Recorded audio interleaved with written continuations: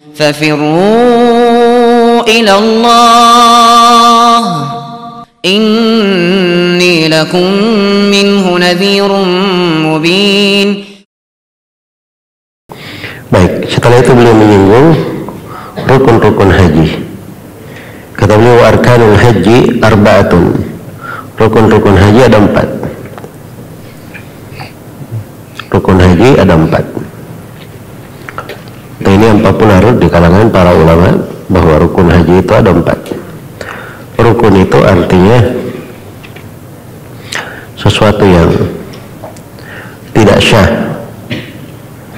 kecuali dengannya. Kapan rukunnya hilang, maka hajinya tidak syah. Iya. Rukun yang pertama, al-ikhramu ma'an niyah, berikhram dengan niat. Ini kalau dibahasakan dengan bahasa lain, niatud dukhuli fil ikhram. Itu bahasa lain dibahasakan oleh al-fuqaha, termasuk yang mensyarah matan ini. Niatud dukhul fil ikhram, niat masuk ke dalam ikhramnya, itu rukunnya. Ya, sekarang seorang niat masuk untuk berikhram, nah itu rukun di dalam haji. Sebab kalau dia tidak meniatkan, tidak syah hajinya dan tidak dihitung berhaji. Nah, ini tidak ada silam pendapat di tengah para ulama, karena Nabi SAW bersabda, innamal a'malu binniyat. Sungguhnya amalan-amalan itu tergantung pada niatnya. Kemudian yang kedua, wal wuqufu bi Arafah. Rukun haji adalah berwukuf di mana? Berwukuf di Arafah. Iya, berwukuf di Arafah. Karena itu di dalam hadits Urwa ibn Mudarris radhiyallahu anhu di Ashabus Sunan, ketika di pagi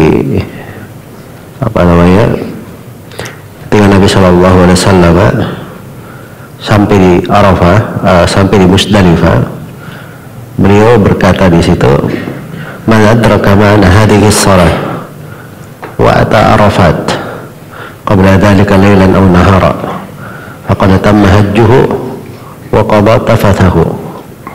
Siapa yang mendapati sholat bersama kami di sini dan dia telah mendatangi Arafah siang atau malam, dia sebelumnya sudah datang ke Arafah di malam hari atau di siang hari, di malam hari atau di siang hari. Karena itu wukuf di Arafah itu, ya, wukuf di Arafah kapan saja di tanggal 9, di siang atau di malam hari. Cuman kalau dia masuk ke Arafah sebelum matahari terbenam, maka dia wajib menunggu di Arafah sampai matahari terbenam. Kalau dia misalnya terlambat datang ke Arafah, dia nyampainya di malam hari, maka tidak ada masalah. Di malam hari bisa dia wukuf walaupun sebentar. Nah, itu berlangsung sampai di subuh tanggal 10 untuk wukuf di Arafah. Baik, jadi kalau dia sudah wukuf di Arafah, kata Nabi, faqad tamma hajjuhu wa qada tafathahu, maka telah sempurna hajinya dan dia telah menunaikan manasiknya. Artinya kalau dia belum wukuf di Arafah, hajinya tidak syah. Hajinya tidak syah. Baik. Kalau wukuf di Arafah itu wukuf di mana aja, ya? Mungkin dia di wilayah Arafah, wukuf di mana saja. Ya, dan sekarang ini sudah ditentukan jemaah haji itu wilayahnya masing-masing. Untuk haji di wilayah Afrika ada, wilayah Asia ada, jemaah haji di wilayah-wilayah berbagai penjuru itu sudah diatur oleh pemerintah setempat, dan sudah ada kesepakatan antara negara-negara di dalam hal tersebut. Baik, kemudian dikatakan di rukun yang ketiga, wat tawafu bil bait. Tawaf di Ka'bah. Tawaf yang dimaksud di sini adalah tawaf ifadah. Tawaf al-ifadah atau disebut juga dengan tawaf az-ziarah. Ini rukun menurut kesepakatan ulama berdasarkan ayat wal yatawafu bil baitil atiq. Iya. Wal yatawafu bil baitil atiq. Dan ketika Sofia bintu Huyai radhiyallahu anha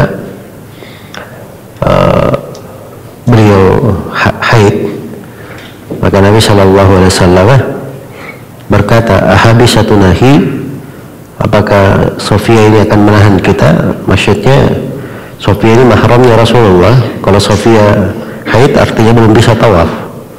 Kalau belum bisa tawaf artinya Nabi juga belum boleh pulang ke Madinah. Maka Nabi bertanya, apakah Sofia ini akan menahan kita karena dia haid? Maka dikatakan dia sudah tawaf ifadah. Kata Nabi, idan fala idan, kalau begitu tidak. Maksudnya kalau sudah tawaf ifadah maka itu sudah syah hajinya. Tapi kalau belum, maka wajib ditunggu sampai Sofia menyelesaikannya. Kemudian rukun yang keempat, wasa'yu bainas safa wal marwa, bersa'i antara safa dan marwa. Iya, bersa'i antara safa dan marwa. Jadi ini terkait dengan sa'i ya.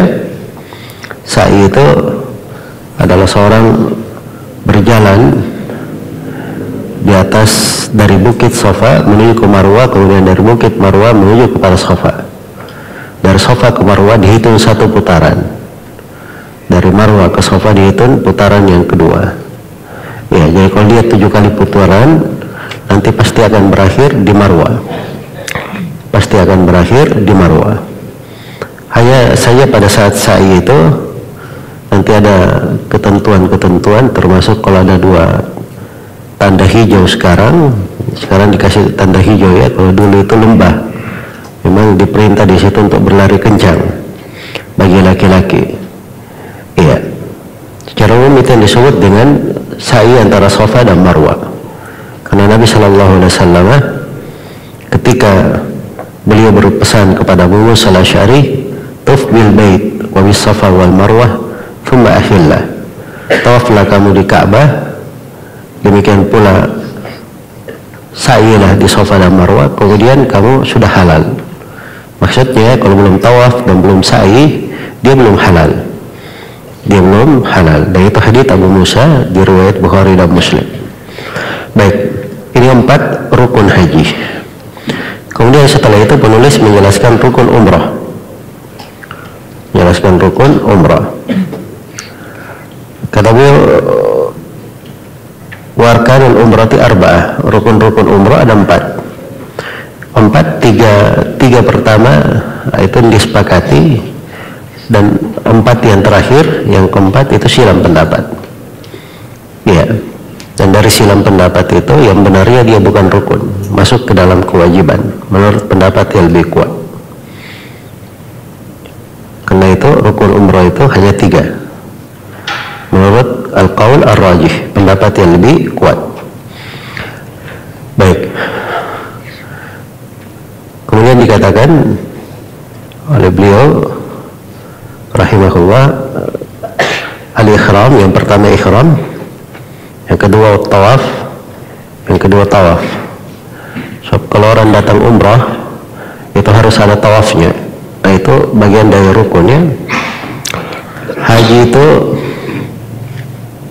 kalau orang haji itu ada 2 model. Boleh dia haji saja tanpa umrah, dan boleh dia haji sekaligus umrah. Dia gabungkan antara haji dan umrah. Jadi haji ada 2 modelnya. Model pertama, dia haji saja. Model kedua, dia haji sekaligus umrah.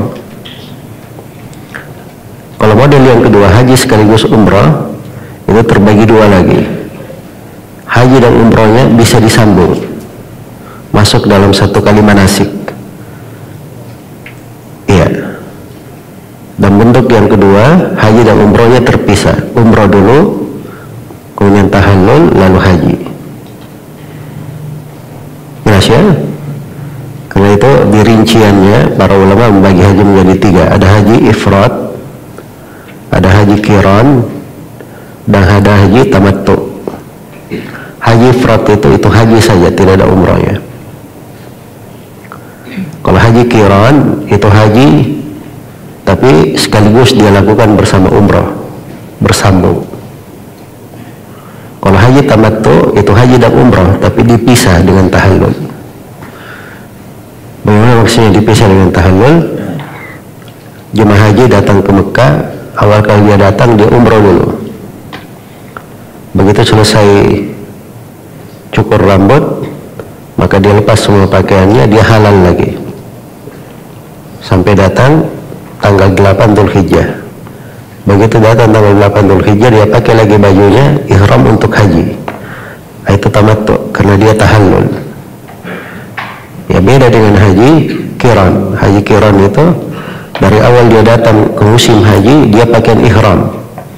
Tidak dia lepas pakaian ihramnya kecuali nanti setelah tahallul di tanggal 10 Dzulhijjah. Itu haji qiran. Jelas ya? Nah, ini haji yang dilakukan oleh Nabi dan para sahabat di Hajjatul Wada.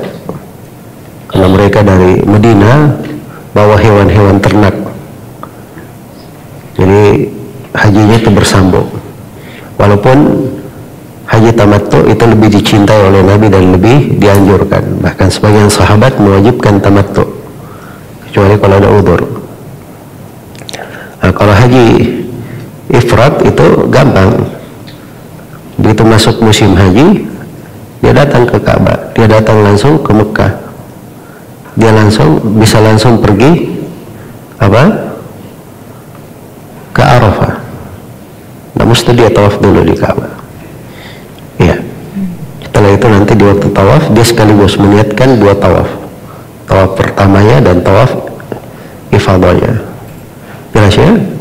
Baik. Jadi maksudnya kalau dia digabung umrah itu tetap ada tawaf, 2 kali tawaf. Kalau umrah.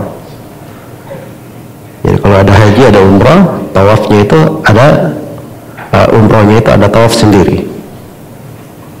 Dia gabung antara haji dan umrah, berarti umrahnya ada tawaf, hajinya ada tawaf.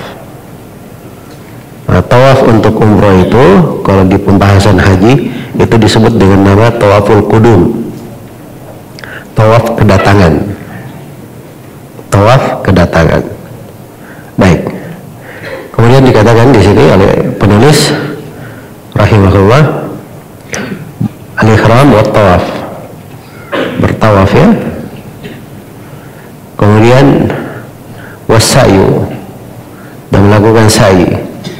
Itu sudah dibahas ya 3.